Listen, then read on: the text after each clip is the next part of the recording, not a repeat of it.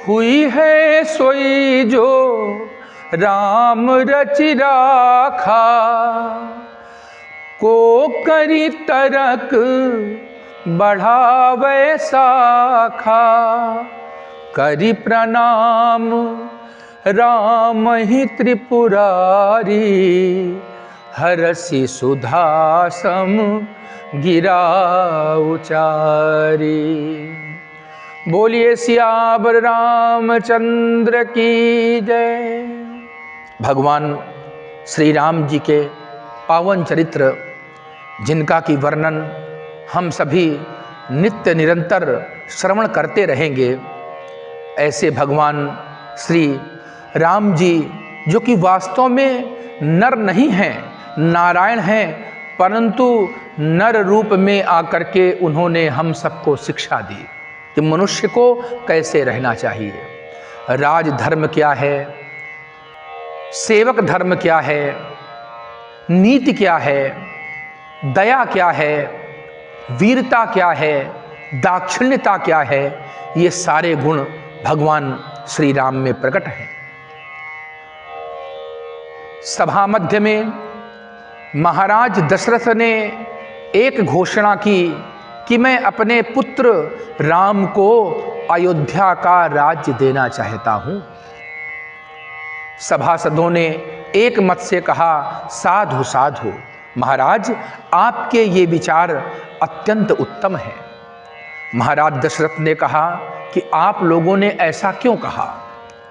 ऐसा तो नहीं कि श्री राम मेरे पुत्र हैं, इसलिए राजा का पुत्र राजा ही बनेगा, इस कारण से आपने कह दिया हो। तो सभासदों ने कहा, नहीं महाराज, श्री राम जी में वो गुण हैं जो एक राजा में, एक शासक में होना चाहिए। अरे बैरिहु राम बड़ाई करही, शत्रु भी भगवान श्री राम की बड़ाई करते हैं, तो ऐसे श्री राम राजा बनने के योग्य क्यों नहीं है?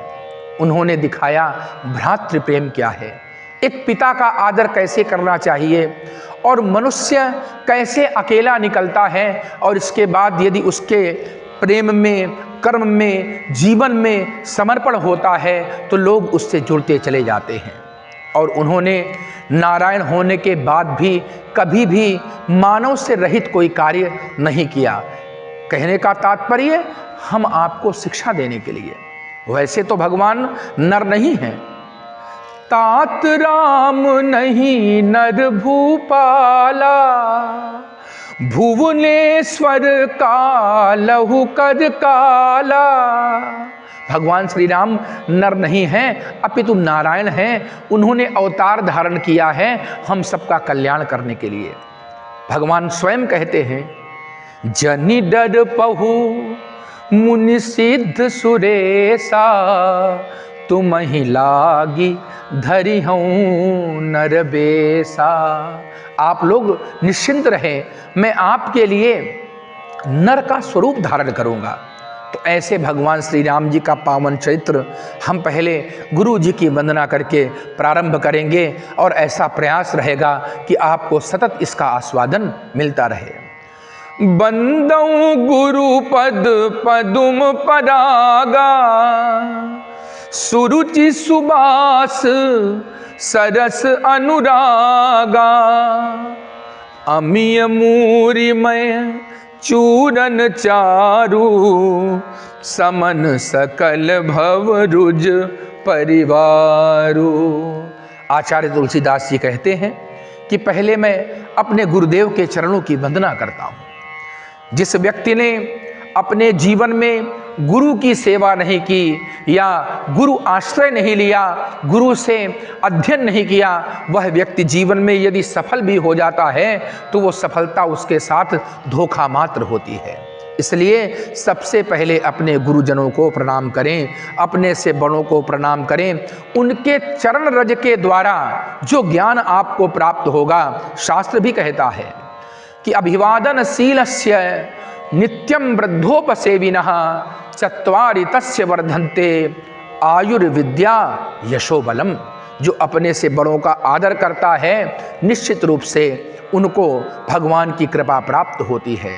इसलिए हमें भगवान की भक्ति करनी है। और हमारा शास्त्र आजकल जैसे लोगों का तर्क है कि जितनी देर में हम धूप बत्ती जलाएंगे, जितनी देर में हम अगरबत्ती जलाएंगे, पूजा करेंगे, उतनी देर हम पढ़ाई कर लें। हमारे शास्त्रों ने कभी भी किसी को अध्ययन करने से नहीं रोका, ना आपको अपने कर्म को करने से रोका है। धूप बत्ती जलाने का अर्थ ये नहीं कि आप पढ़ाई ना करें, आप अध्ययन न करें। अरे भगवान के भक्तों को तो अनायास भगवान अध्ययन करवा ही देते हैं। कैसे? भगवान भी पढ़ने गए हैं। गुरु गृह पढ़न गए रघुराई, अल्पकाल विद्या सब आई, जाकी सहज श्वास श्रुति चारी, सो प्रभु पढ़ यह अचरज भारी। जिनसे चारों वेद उपजते हैं ऐसे भगवान श्री राम ने भी विद्या अध्ययन किया है। तो जब हम श्री राम को अपने जीवन में उतार लेते हैं, उनकी करनी उनकी कथनी को उतार लेते हैं, तो हमारा जीना सहज हो जाता है। अन्यथा की स्थिति में आप देखते हैं कि अच्छे पदों में जाने के बाद भी, धनाढ्य होने के बाद भी, सफल होने के बाद भी लोग आत्महत्या की ओर अग्रसर होते हैं, लोग डिप्रेशन में चले जाते हैं। ऐसा क्यों है? क्योंकि उनके जीवन में अध्यात्म नहीं है। जिस व्यक्ति के जीवन में अध्यात्म नहीं है वह व्यक्ति टूट जाता है। इसलिए आइए हम भगवान श्री राम जी के चरित्रों का श्रवण करें और उनका वंदन करते हुए अपने जीवन को सफल बनाएं।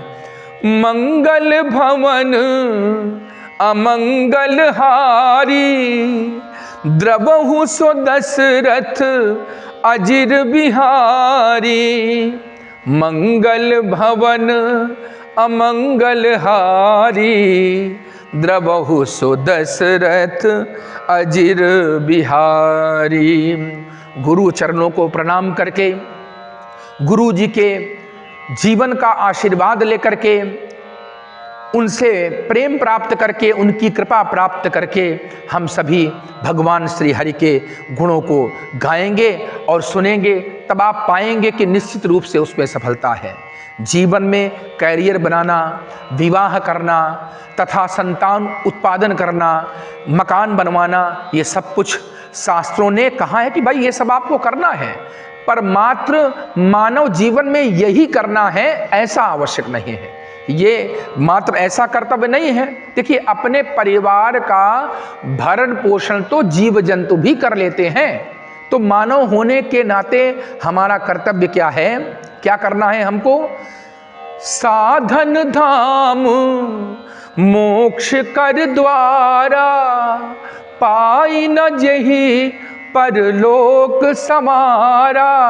अरे हम मानव हैं, मनुष्य को वो गति प्राप्त है, मनुष्य को वो अधिकार प्राप्त है जो 84 लक्ष योनि में किसी को भी प्राप्त नहीं है, यहाँ तक कि देवताओं को भी प्राप्त नहीं है। तो ऐसा मानव शरीर पाकर के हम भगवान का भजन करें, मात्र उदर भरण पोषण में ही अपने जीवन को ना लगाएं। तो कर्म पथ में बढ़ने के लिए भी रामायण की कथा हमें अग्रसर करती है। कहा भी गया है, नर हो न निराश करो मन को, कुछ काम करो, कुछ काम करो, जग में रहकर कुछ नाम करो। तो भगवान श्री राम के चरणों में जब हम समर्पित हो जाएंगे तो हमारा नाम निश्चित रूप से होगा। बोलिए सियावर रामचंद्र की जय।